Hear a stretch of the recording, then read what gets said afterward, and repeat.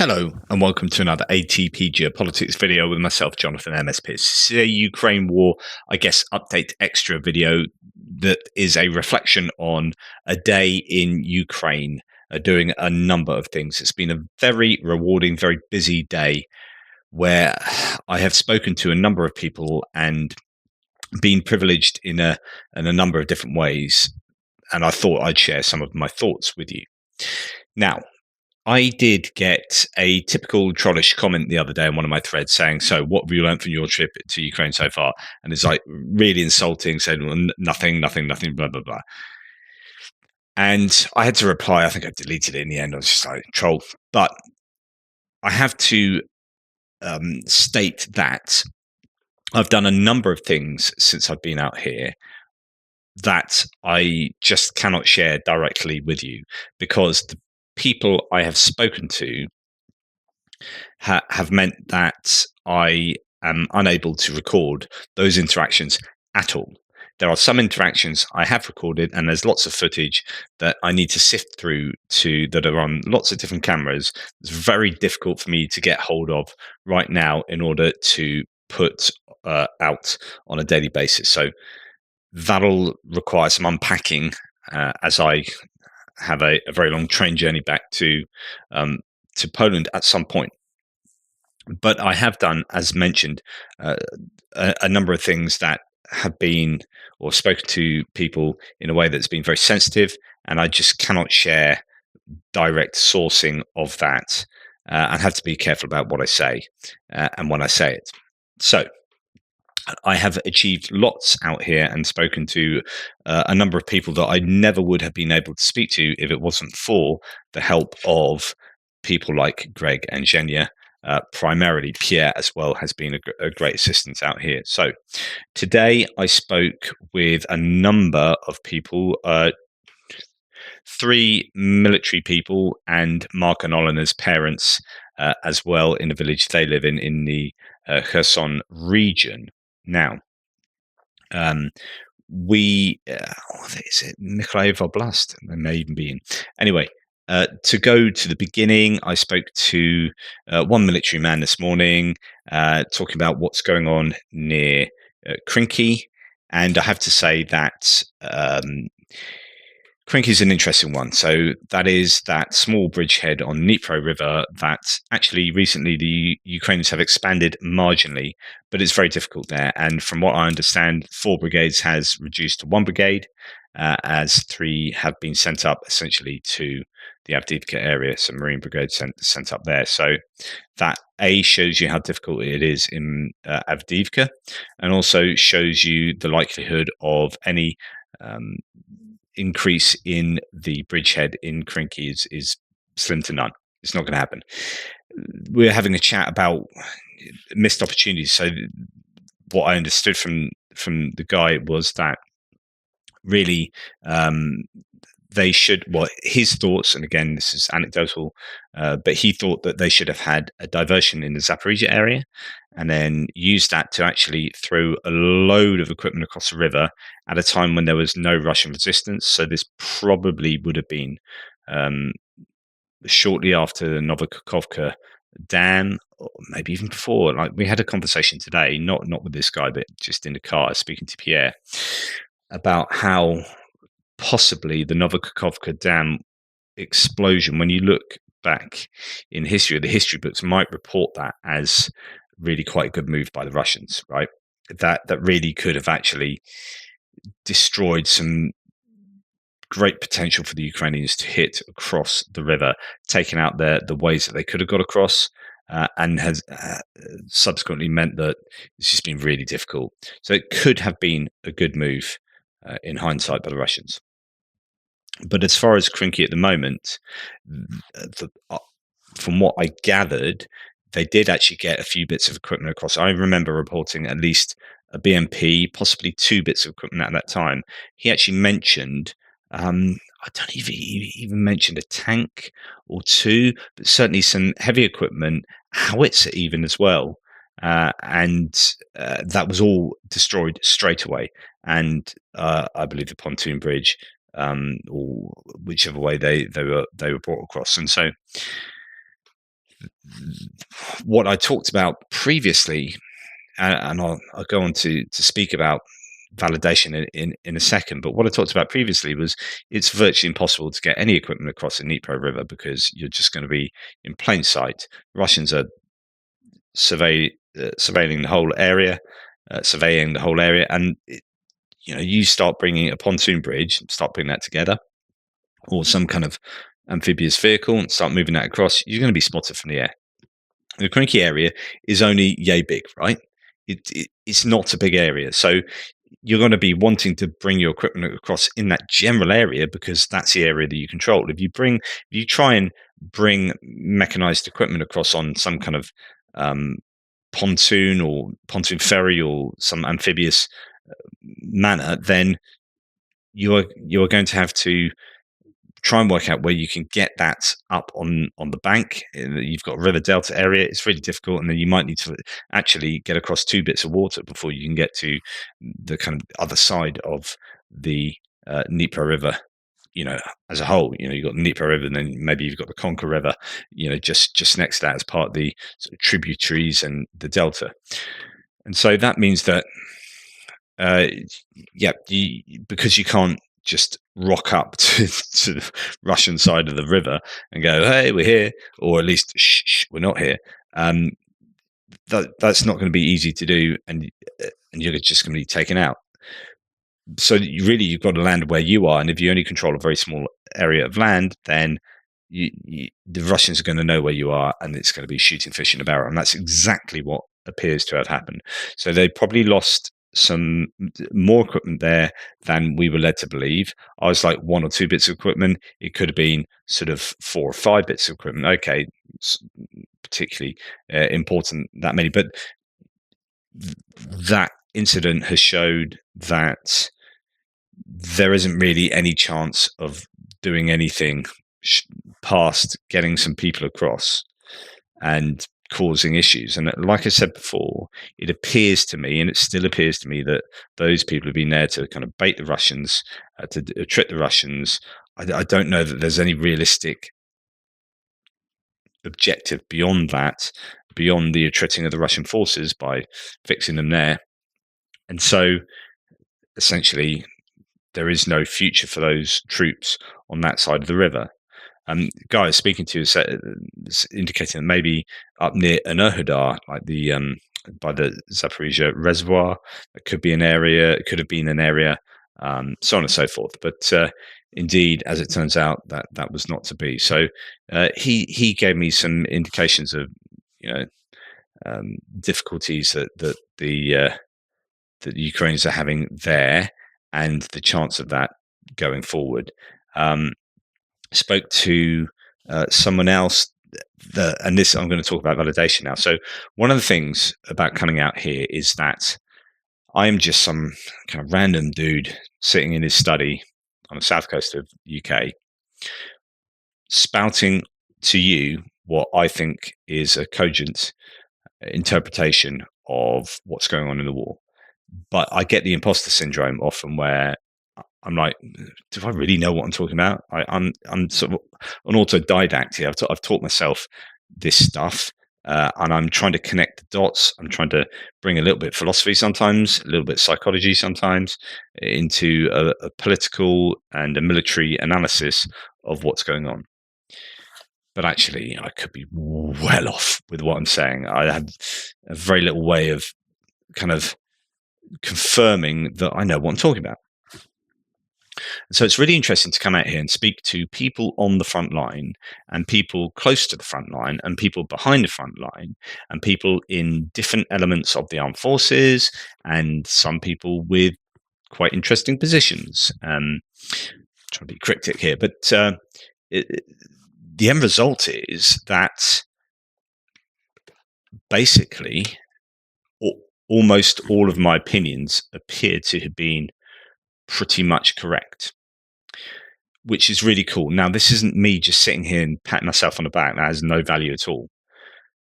But what this means is that I think I'm on the right track, and therefore I think you are justified in watching my channel to try and get a sense of what's going on that is an accurate portrayal of reality.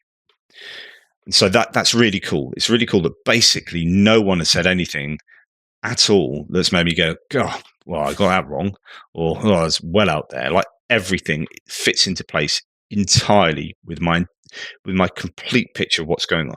Apart from this, I say apart from this, where I've been slightly inaccurate is that the Ukrainians are far more challenged than I think most of us believe. So I liken it to this, and I said this actually before I came out here, but I was speaking to someone today, and I used this exact analogy, and I actually did it with my fingers on the table. I was like, my opinion is that the Ukrainians and the Russians are on their knees, right? Both sides are on their knees right now, and they're both screwed. I did, and as I say, I did say this before, so this is a sort of confirmation here. But when they were not on their knees, i.e., the beginning of the war, and they're both standing up straight, Russia was in a much greater position than the Ukrainians, than Ukraine. You know, it was a bigger country, second greatest army in the world, all that equipment, all those human resources to draw from. Ukraine didn't have that, and so we had to quickly come to rely on allied nations and support. And they've done an amazing job to cripple the Russians by a huge amount. So if you're thinking, well, the ratio difference between the Russians and the Ukrainians is something like that, and the Ukrainians took all of that away from Russia to bring them down to here, but the Russians only needed to take that much away from Ukraine compared to that much off the Russians to cripple the Ukrainians. And so they've both been brought to their knees, and we're in a situation where effectively the relative difference between the two sides is the same as it was at the beginning of the war. And what that means is, with both sides being on their knees, actually this is still really critical for the Ukrainians, even more critical because they've got no one to draw from anymore. The Russians have. I was speaking about the idea today that if the news that the Russians are drawing 14 to 15,000 Nepalis from Nepal to fight in their army, then that shows that it's serious. But the comeback was actually, I think it was from Greg saying, well, yeah, they're doing that so they don't draw from their own. They've still got their own, but they don't want to draw from their own because it causes political dissent, actually, as Eugenia said. And I was like, yeah, exactly. So they can draw more from their own population. But if they do that, you will start getting protests in Russia, and that will properly cripple Russia. You know, if the wives and their mothers get up in arms, if people don't want to be mobilized, so they can't draw from that set of people. So they're going to scrabble around the world to get whoever they can. But that is an indication that Russia is kind of a bit screwed, but they still have a large population to do some kind of major mobilization from. The question is, how much dissent will that cause?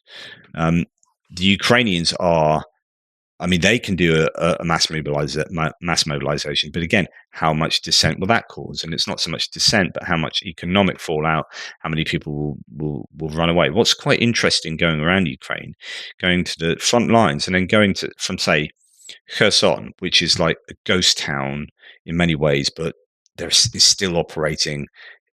There's a lot of people not working. It's this weird thing where you have communities require employment, right? Because if you're employed, you have money, and then when you have money, you spend that money, and you spend that money in shops and on services, and then that employs someone in shops and services, and then they have money and they spend money, and so the whole community can sustain itself. But as soon as war hits and shops are blown up and things close down and people move away, then the money goes out of the community, and then when the money goes out of the community, there's no money for jobs. So the people that do remain are jobless, and those people then require just aid, and it's a vicious cycle that gets a place like Kherson to where it is at now, which is largely dependent on either state employment or um, or direct aid. And so that's like pretty screwed. And it's you feel that this is a place that is ravaged by war. And then you go to Mykolaiv, which is not far, like hour and a half or whatever it is from Kherson. It's like where you go and do your big shop if you live in Kherson, or where you would have gone or whatever. And it doesn't really feel like a place ravaged by war. There are areas where you can see things are being hit or whatever, but it's a large city where people are going about their daily lives somewhat oblivious, or at least war is kind of normalized. And it's a funny country. So you got a lot of the country that, and you speak to someone like Zhenya, gets quite frustrated that the war has become so normalized, and that people really need to be shaken into kind of action here. You've got people fighting on the front there, and there needs to be an awful lot more of you guys right around Ukraine who are kind of oblivious to the war inside your own country, because it's one of those funny things where people can continue going on their daily lives. Ukraine's a massive country, and the war is happening in one discrete kind of area. I mean, it's a large area of the country, but there's also a massive area of the country that is somewhat unaffected, apart from obviously drones and missiles and whatnot. So, yeah, it's this funny thing. Anyway, the point is that they need boots on the ground. They need boots on the ground, and that's their biggest challenge: the dilemma of needing those and requiring mobilization, and then the ramifications of that mobilization on larger society, and whether it will screw over the country. And that's why it hasn't happened yet. Otherwise, it would have happened surely. Like, if there were little to no ramifications for a mass mobilization, and this goes for both countries, they both would have done it. It's like Russia would have nationally mobilized.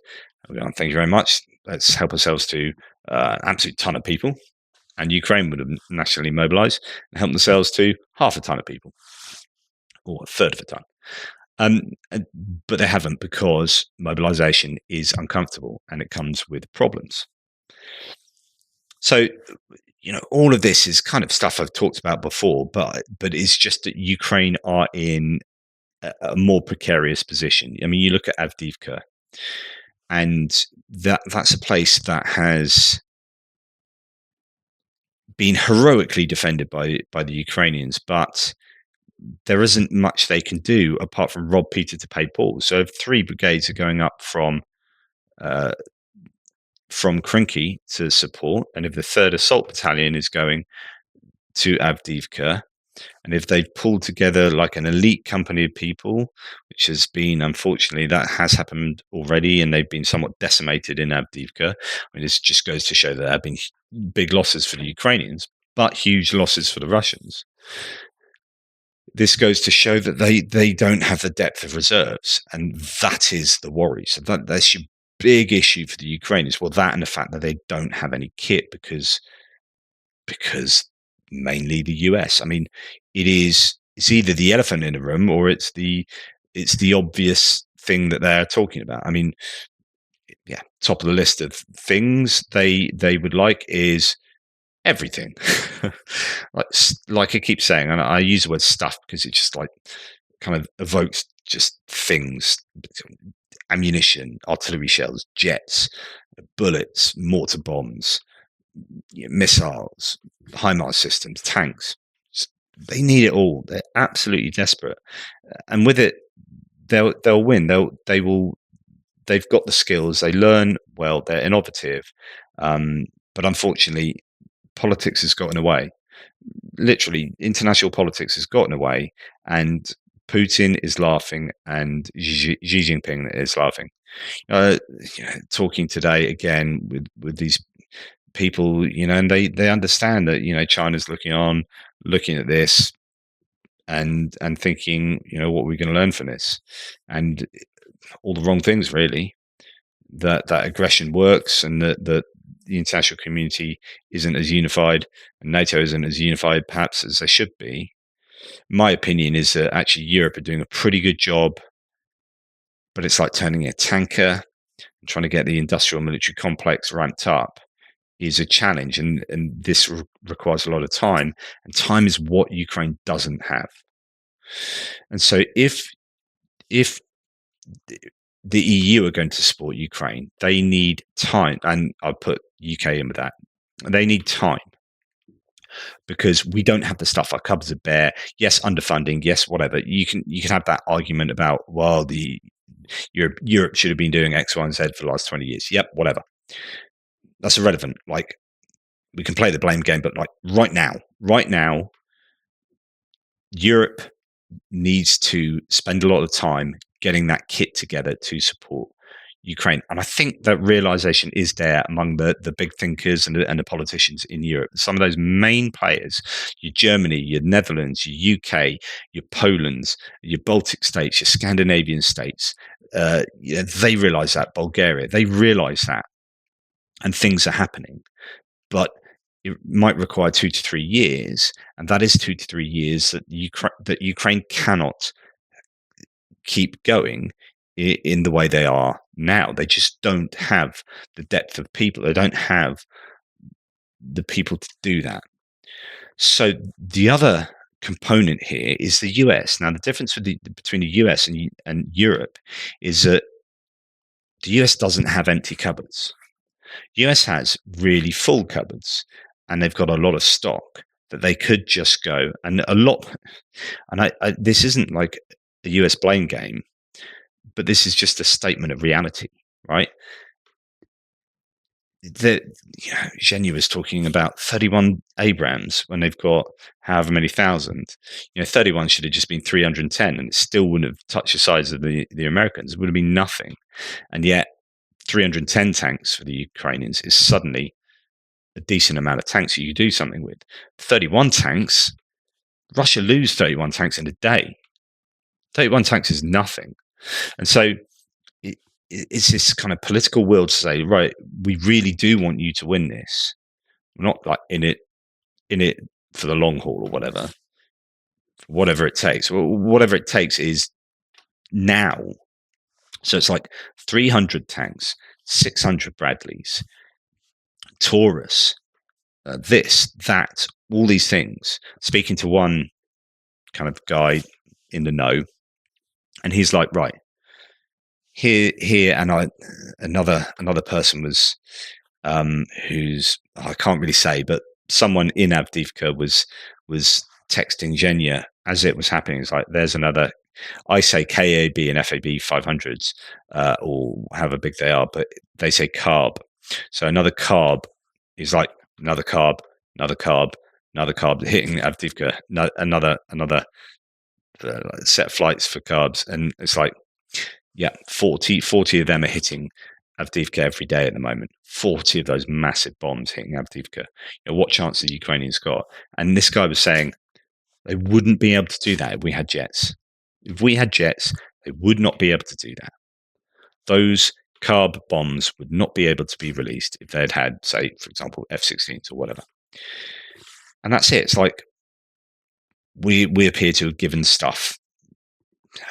We know this. We moan about this all the time, but it's interesting when you've got people definitely in the know, and also soldiers. I've spoken to a mix of people, different ranks and different parts to play in the armed forces, shall we say, and it's all the same. It's like, if we'd had that then this wouldn't be happening now.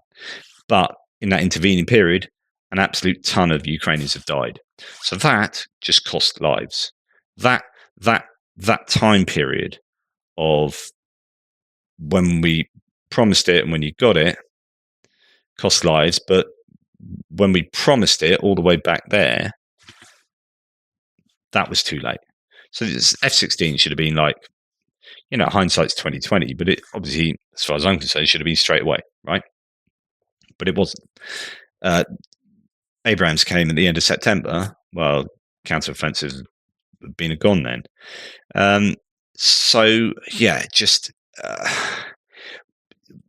when you look at the mountains of D-Pickens and cluster munitions that the US stocks that are still in the US stocks, and you think, and HIMARS and ATACMS missiles, like I keep saying, if you really wanted Ukraine to win, it would be like, here's 2,000 ATACMS, here's 10,000 HIMARS, here's 500 Taurus, here's 500 Storm Shadow, here are all the GLSDBs you can poke a hairy stick at, here's JDAMs aplenty, everything you need. There you go.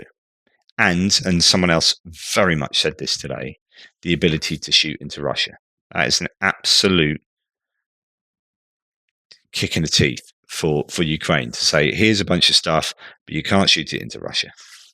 It's all the stuff. It's all the stuff we've been saying for months. There's nothing new. But when you hear it from the horse's mouth, from a stampede of horses' mouths, then this is what's going down, and this is where it's at. So yeah, incredibly frustrating. And then I move into that period of anger again, where I'm just so frustrated that there's such moral clarity about this war, and there isn't either the realization or the wherewithal or the desire to match actions with moral evaluations. And I think, what is going on? What is wrong with you? And I look at US Congress, and it's now been divided from the border bill, and yet you're still wondering whether it's going to get through. And you're like, so this is now not contingent on the border. So I've had all these Republican in my threads, and you know who you are, saying, oh, you need to sort the border out. Yeah, if only the Democrats did this. Okay, well, now that's separate. Now it's nothing to do with the border. So, we're back to, are you going to fund Ukraine or not? Do you want to fund Ukraine or not? Do you want Ukraine to win or not? And if it doesn't get through the House of Representatives, then fuck you, fuck you right off, because people are dying and they don't need to die. And this all affects all of us.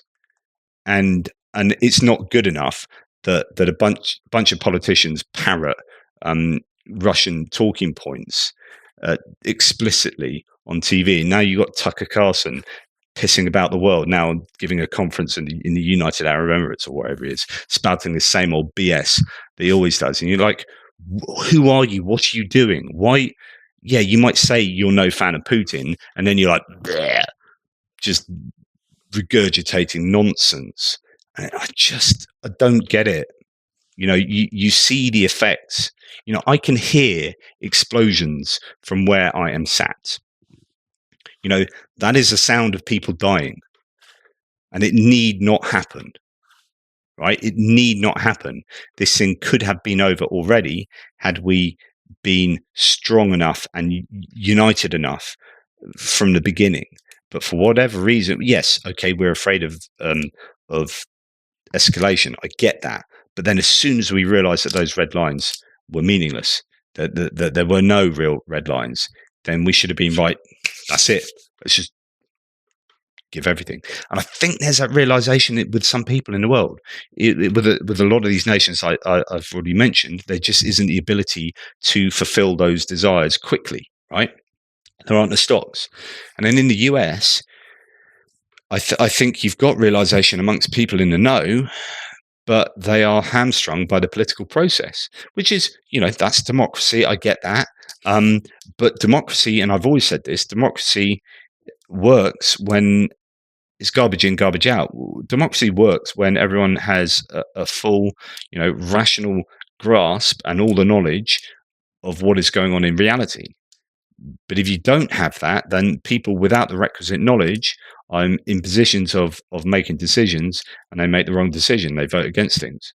So, ideally, you have a benign dictatorship, but such a thing is practically impossible. So, what do you do in these situations where, democracy is hamstrung by a bunch of numpties like Marjorie Taylor Greene and Matt Gaetz and whoever, just spouting off absolute BS and nonsense. So at the moment, literally while I'm recording this is going back through the Senate. So the Senate gave a vote 67-27 in favor of being able to continue talking about this, and then they're going to go on for a vote.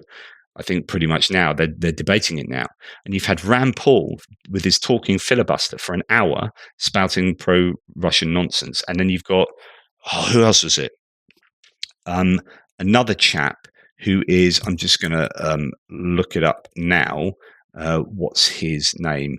You've got, here it is. It is Senator Lee, who is then standing up for another hour after Rand Paul's given another hour spouting MAGA, pro-Russian narrative. And you're like, you just despair. I despair. It's like, there's such moral clarity here. Why can't you see it? Why are you so compromised? What is going wrong here? Because people are dying. Like, I've met umpteen humanitarian aid workers here. I've met medics that, that are having to pick up the pieces of people. Pick up the pieces of people who die needlessly. So there's a lot of confirmation of my beliefs, and the major thing is it is more precarious than I had realised. It was in the back of my mind, and you speak to Greg quite a lot, who speaks to a lot of people out here, and you get the sense that things are worse than we think, and then you get out here and you're like, no, things are really, really challenging, but I'm still really incredibly hopeful. But the fate of the Ukrainians is in the hands of politicians worldwide, but realistically, American politicians. Europe, I think, senses the idea, but doesn't have the ability to do anything about it for 2 years. They're pumping the money in. And you can argue there needs to be more, and there needs to be more urgency. But I think the urgency kind of is there in the people in the know, and there is this ramping up, and lots of these big defense industrial concerns are doing the right thing. They're on the way. But over here, you've got all the stuff, and it's ready to go, and you're all pissing about. That is just insanely frustrating. But yes, so what else today? So another couple of things. This is a bit of a offload, but the reason I'm doing this is because my memory is not very good with MS, so I forget things quite easily. So basically, you guys are my sounding board, my kind of diary, just so I can refer back to this and go, oh yeah, that's what happened. Incredibly moving. I visited with Greg and Zhenya and Pierre. We went to a chap's house. He phoned Zhenya and said, "I'm back now. I'm back today." It's like his first day back for like forever from being on the front line. He says, "I've got 2 weeks off. Back with my wife in Mykolaiv. Come and visit us." And we're just on our way to Mark and Olina's, Olina's parents' house in that kind of area. That Mark and Olina are viewers of this channel, and they live in Canada at the moment. They're Ukrainian, and I said I'll visit Olina's parents when I'm here because I've interviewed them, and they're part of the team, and he's they're both such amazing supporters of the channel. So it was the least I could do. So we're on our way to them, and then this guy's like, "You've got to come, otherwise I'm going to lose your phone number," type thing. So, it was a really big thing that we went round and visited him, and he's like, "I've made borscht. My wife's made borscht, and we're going to have some cognac because that's a big thing, like Ukrainian cognac, and yeah. So you're going to come around here. We're going to do all this." I was like, "Dang, that's basically what we're going to do at Olina's parents' place." So we literally went from one borscht spread to another. It was fabulous, in both cases. But we got there, and it was all amazing and touching and incredible. So this guy had been to a number of places. I think in Severodonetsk, he had been serving there. earlier in the war and a number of places recently. And I think he got an injury and is now like pulled back a little bit. He can't do frontline work, but he's a warrior. And we were sitting down, and it was all like amazing eating, and then having a cognac that you have to neck back. And then he went next door and he got his knife. Don't have it here. I've got it in a car. He's got this big like army knife, kind of hunting knife, and he's a blacksmith himself. And he's got his call sign, which basically translates as blacksmith. Oh, I don't think that word is exactly that, because I was looking online, but I'll look it up. But he's a metal worker, if you like, and he was showing me pictures of what he'd done artistically above this kind of archway to a local church or something. He just carved this incredible, or I don't know if it's carved, sculpted, I know, metal work, sort of picture thing, sculpture.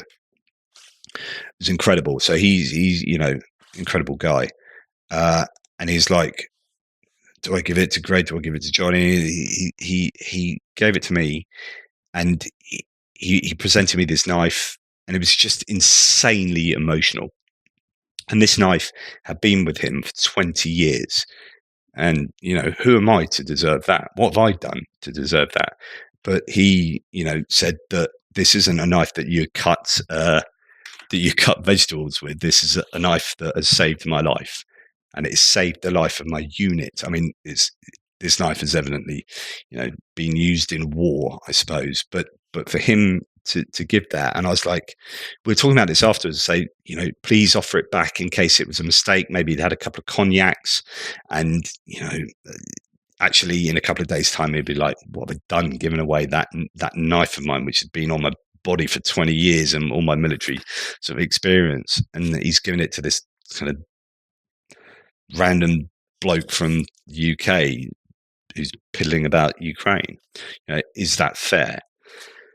So I kind of need to earn that, but he gave that to me, and it was just incredibly emotional. He wrote his call sign on it, and so on and so forth, and yeah. But as we were leaving the house, and it's all hugs with wife and him, and it was just an incredible experience. And then, because I struggle with my MS, and in Ukraine, you take your shoes off at the door, and you basically don't wear shoes in the house, in pretty much every house. So I've got a leg brace for my right leg as well that's inside my shoe, and it's quite difficult to get my shoes back on. It just takes a bit of an effort.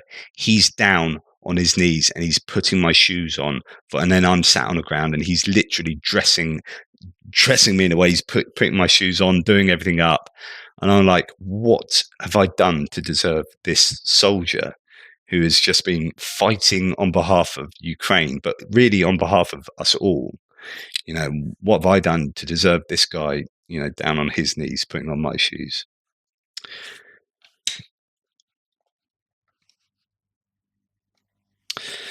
Anyway, sorry about that. Had a moment. So I need to earn that back. I need to, not back. I need to earn the right to have that incredible memento, I guess, of the war of his life. Yeah, I'm pretty much unworthy, that's for sure. Anyway, so that was incredible. Then we went to Olanda's parents' place, and that was in a war-ravaged village, sort of town.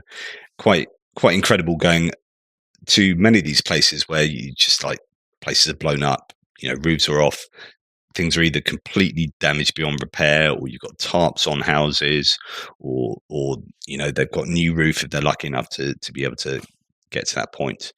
And so we sort of found our way, over these. It's amazing. These places have road names, and they're like, sometimes in these villages, just kind of mud tracks. That, like, how has this got a road name? Like, it's just so different from how things are done so kind of properly, if you like it properly, in the UK. And like, everyone's got, like, in suburbia, you've got like little gardens and this and that. It's like, this is a whole different kettle of fish type of setup, which has then been ravaged by war. You're like, wow. And then the area was ravaged by the Novokakhovka Dam being blown up. and flooding up to 5 meters, and goodness me. So, it's all screwed. It's screwed up in many different ways. All of these settlements in this kind of locality. So anyway, we were going through there and found their place and went in, and Olena's parents welcomed us in, put on this spread for us, which is an insanely good spread again. Got out the cognac again, so we had another meal, but it just, who wouldn't? Absolutely amazing. And then we're sort of talking to them and the stories that they had to tell of the experience of being in a village that was occupied by the Russians. They went. They actually went eventually after the occupation started uh, to Mykolaiv, no, to Odessa for a little bit, and then returned after the Russians left. And actually, they had Russian soldiers in their house. So what happens is, quite often when they take over villages, the Russians will go and live in houses where people aren't, and quite often, leave them pretty trashy. They were really lucky, and their house was broadly okay, and they sort of moved back in. But they were talking about this experience that was just obviously a war crime, just obviously a war crime. And sometimes when I'm reporting things like, oh, take this with a pinch of salt, you're never quite sure whether this is true or whatever. And then you speak to someone who's experienced it and that tells you the story, and you're like, oh, yeah, no, they do war crimes. Yeah, they do war crimes. So what she was saying, she was like, we were the first to report this happening. This was our kind of, our story, if you like. This happened to us. So in the village, there was because I don't know why. I don't know if it is. No, it won't be in the dam because that's more recently. So that they didn't have water supply. Water supply gone to the village, and so the Russians called the people in to say, right, we've got water for you here, and called them in to get this water. So a whole bunch of villagers came to get this water, and then mortar bombs just hit them and killed a whole slew of villagers. And straight away, Russians came out with video cameras, like they had them ready, came with video cameras, started filming the whole thing, and then announced that the Ukrainians had done it. And everyone's like, no, they haven't. Like, literally, you've called us here, bombed us, filmed it, and then said it was Ukrainians. The Ukrainians are nowhere near here. Like, it was just incredible. Like, these guys are like, we experienced this. This was our experience. That is a bona fide war crime.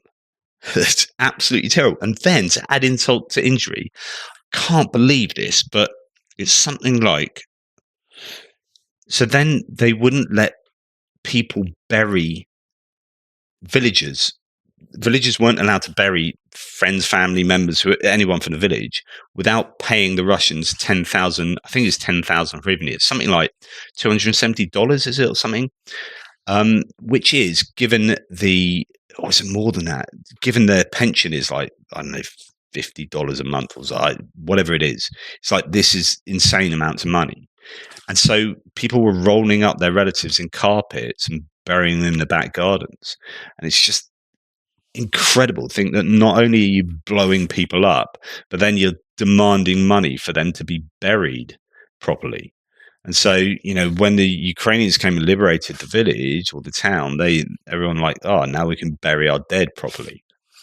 Just absolutely incredible. But then when you're sitting at a table and they're telling you this stuff and they're referring to this, and and then she's showing evidence of one of the guys who a collaborator from that village, who then's gone back to Russia and has announced things. Then she is showing a speech he had made inside Russia, which is just basically advocating war crimes going forward, or like saying that the Ukrainians are going to use human shields for all of them they've got. It's just complete BS stuff. Like, the whole setup of the Russian setup is just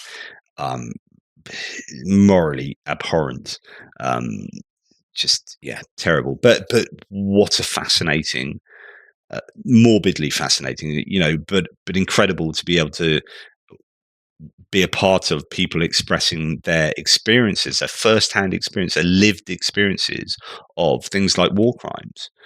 And yeah, incredible. Anyway, at the end, Dad Nikolaevich and Tanya's mum. So Nikolaevich came up at the end, and he took me to his bookshelf. He's got this bookshelf.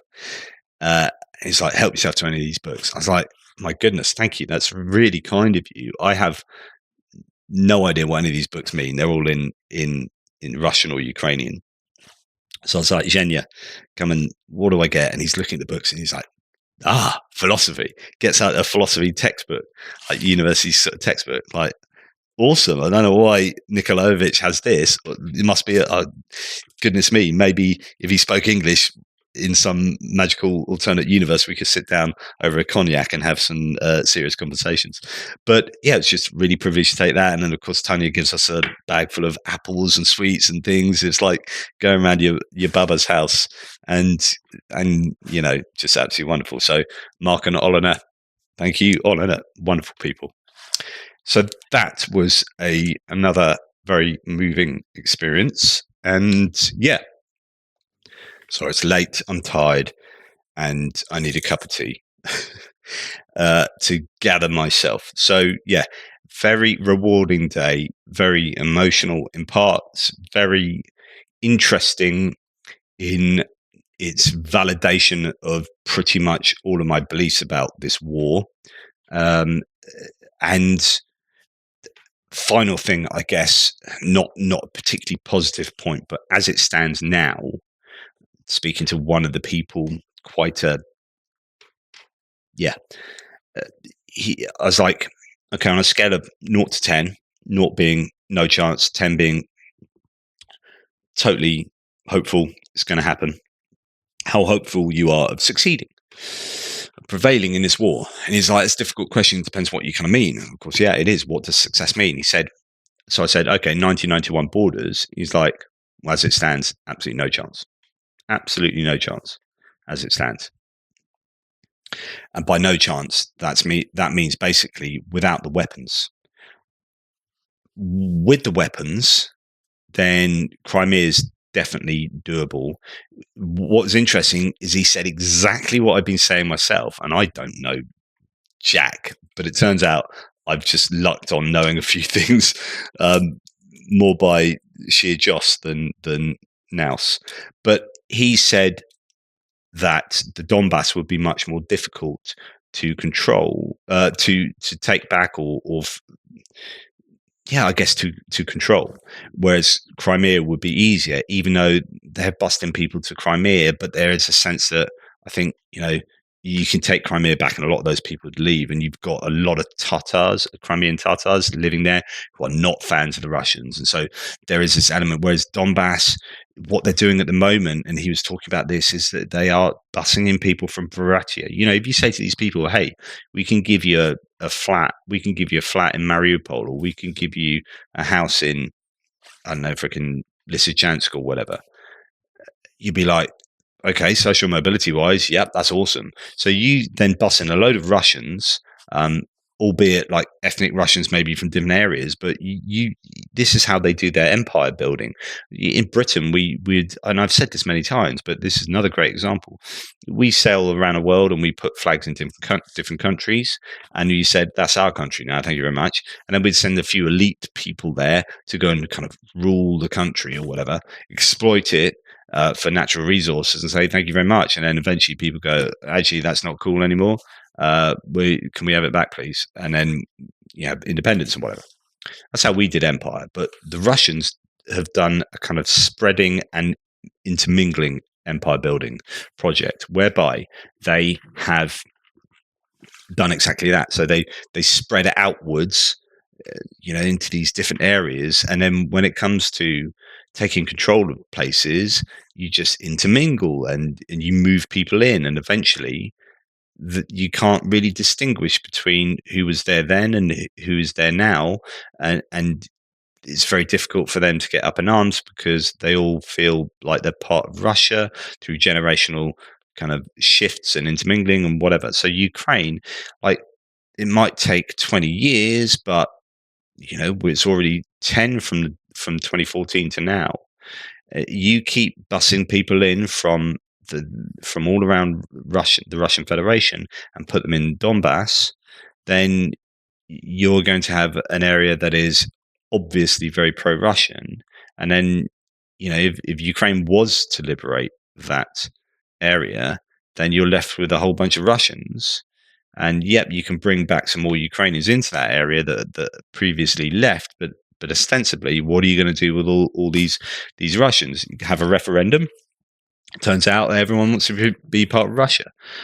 Who knew? You're like, well, yes, because they've all been shipped in. So it's a really big challenge for the Ukrainians if they could ever get as far as considering taking Donbass back properly. But it's interesting that this guy was like pretty realistic about, yeah, well, right now right now success is keeping what we've got. That was a success. Success right now, if with no weapons, like the US sitting around with their thumbs up their ass, like, and the EU, dithering about for a couple of years, then right now, if they can hold on to what they have right now, that will be a success. And you're like, okay, so that's a really realistic grasp of what's going on. And of course, with lots of weapons, then things can be very different. And he's like, we've got our troops. He said, our troops are amazing. Look at Avdiivka. Look at how long it's taken the Russians. And this is my theory about Bakhmut. It took them a year to take Bakhmut. They lost huge amounts of troops. It was the death of Wagner. And you look at Bakhmut and think about how far it is to Transnistria. And if the Russians want to get that far and it took them a year to take Bakhmut, then actually, Avdiivka, again, he was like, our guys are heroes and know how to fight. And they've kept that place for that long. We've got fighters, we've got innovation, we've got the commitment here. We just need the stuff. Just need the stuff.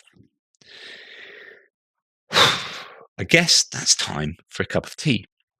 But I thought I'd share my thoughts with you and some of my experiences. And sorry, I got a bit. But here's my excuse. So one of the things about MS is that actually you can get over emotional quite quickly. I can sit at home, I can watch an advert, particularly if I'm tired. If I watch an advert that's like an emotional advert, it's pulling our heartstrings, I can be like, and I'm like, oh man, I never used to be like this. What is going on? But yeah, particularly if I'm tired, I'm both tired and have MS, and had genuinely emotional experiences today that were incredibly rewarding. And I am privileged to have experienced them. And I have to thank Greg and Zhenya for the chance to be in the places I have been and meeting the people I have met. And thanks to Pierre for being a wonderful accompaniment to me and being there with the camera. Although so much of what we have taken I can't share, and so much of the experiences I have had we couldn't even take photos. So there's a whole levels of not being able to share stuff with you. It's really frustrating, but that's the way it goes when you're just rocking up as a random into these different scenarios. Anyway, thanks for your support, because without your support and the members of the channel and the people who've been so wonderfully generous, and people like Jorg who have just continued to do so, and Mark Biscu and all the wonderful people on Buy Me a Coffee and PayPal who have allowed me to do this, because without that support I wouldn't be here. But hopefully there's some utility in me being here back to you that justifies me being here. I know some people said, most of you are wonderfully supportive, but some of you being like, what are you doing, you idiot? Like, what are you doing going on holiday to Ukraine, you idiot? It's not a holiday. It's incredibly risky, but it's a kind of YOLO moment. You only live once, and you only die once. But it's something I feel I have to do, given my obsession, which has been quite a big obsession. and it's something that I think adds value to what I then can say to you and will say to you, and it joins those dots in my analysis and our collective understanding. So this is a kind of service, hopefully, to you guys that I hope will have some sustainable utility as well. It certainly is driving me to be, um, you know, more forthright actually in what my thoughts are. I haven't held back today, as you've heard, and I am pretty angry, and it's just, you know, goodness me, people need to do the right thing and they need to do it at the right time, and that's not necessarily happening enough. Anyway, take care. Toodle pips.